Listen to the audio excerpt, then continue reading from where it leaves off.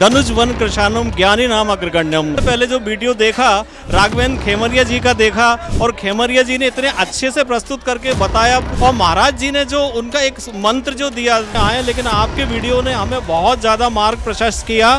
सखी वेश में है बजरंगी बिनती सबकी सुनते, सखी वेश में है बजरंगी बिनती सबकी सुनते, ओ सखी वेश में है बजरंगी बिनती सबकी सुनते। बजरंग बली के द्वार भैया जो करे करुण पुकार, तो फिर क्यों ना सुने बजरंग बली हमार।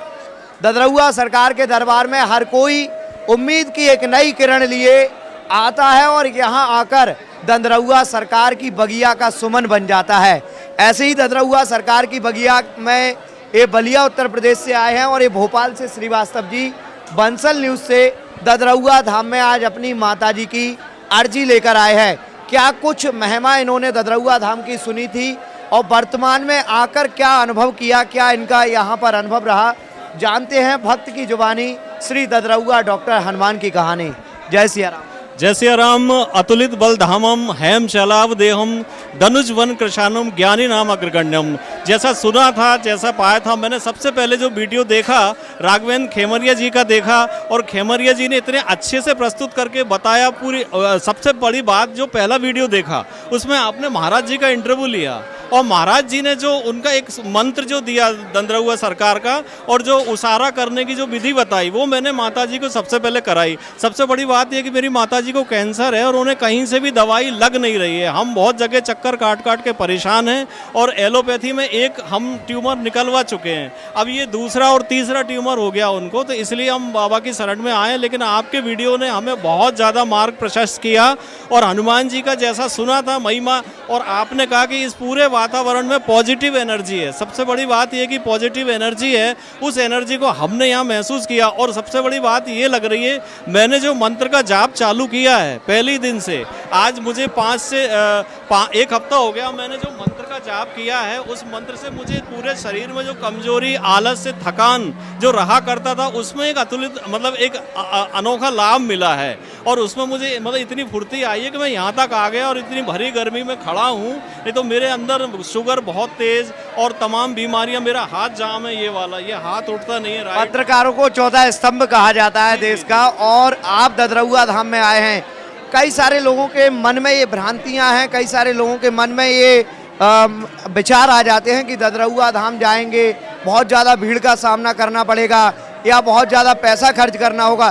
किस तरीके से बिल्कुल एकदम कहा जाए दूध का दूध और पानी का पानी भक्तों को बता दें। 1 रुपया नहीं लगा, कुछ भी खर्च नहीं हुआ, मात्र गाड़ी का खर्च आया। 1 रुपया किसी ने यहाँ नहीं मांगा, ना कोई चढ़ोतरी का, किसी तरह के दान की जिद कोई नहीं करता है। और मैं यहाँ से नरसिंहगढ़ धूतखेड़ी धाम पर गया, 15,000 रुपये की रसीद मुझसे कटवाई माताजी के नाम से।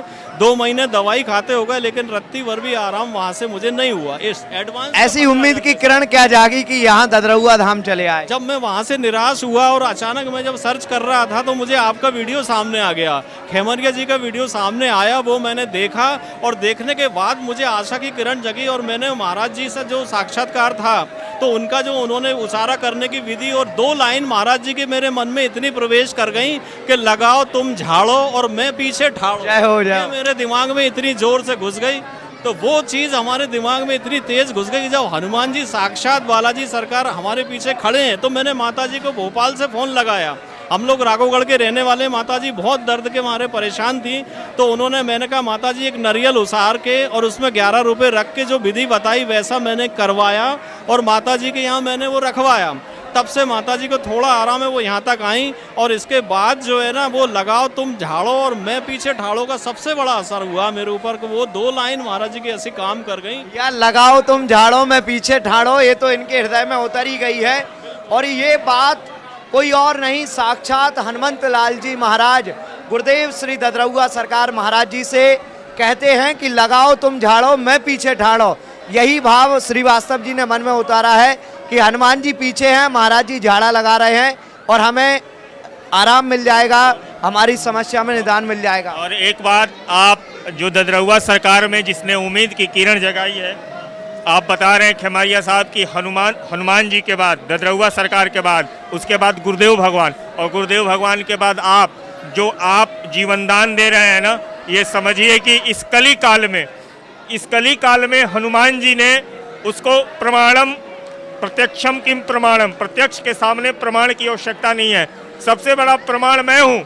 मैं जिस डॉक्टर के पास गया उसने कहा कि आपका बायोप्सी करेंगे, हम कहे कोई बायोप्सी, हाँ एक काम जरूर करता हूँ, मैं सुबह गौमूत्र जो होता है, गौमूत्र अर्क, सबसे पहले हनुमान चालीसा पढ़ने के बाद हनुमान जी का भभूति, उसके बाद भगवान महाराज जी द्वारा दिया गया जल और गौमूत्र, तीनों सेवन करने के बाद आज 5 दिन हो गए, कोई दर्द नहीं है, कोई सूजन नहीं है, कुछ नहीं है, अंदर से कोई दिक्कत नहीं है। मैं मानता हूँ कि दुनिया में किसी डॉक्टर से जाने से पहले, किसी डॉक्टर के फीस देने से पहले मात्र हाथों में फूल और मन में विश्वास लेके ददरहुआ आ जाओ। दुनिया का तेरा डॉक्टर करे ना करे, मगर मेरा ददरहुआ सरकार अवश्य कर देगा, मुझे पूर्ण विश्वास है, मुझे पूर्ण विश्वास। मैं एक चीज़ और आपने अच्छी मतलब उसमें बताई व्याख्या करके कि यहाँ ग्रहों का दोष, कुंडली का दोष, शारीरिक व्याधियाँ, आदि व्याधि, भौतिक देहिक ताप और पिछले जन्मों के कर्मों का भी जो कष्ट आदमी भोग रहा होता है उसके तक संताप कट जाते हैं। ऐसा मुझे आपके द्वारा ये बहुत बहुत धन्यवाद श्रीवास्तव जी। मैं क्षमा चाहूँगा, अभी रोकूंगा, इन लोगों को समय का अभाव है। और जुड़े रहिएगा आप ददरहुआ सरकार 1008 के माध्यम से। सभी से अनुरोध है कि चैनल को सब्सक्राइब करें और श्री ददरहुआ सरकार की जय बोलकर मानसिक हाजिरी लगाएं। सीताराम।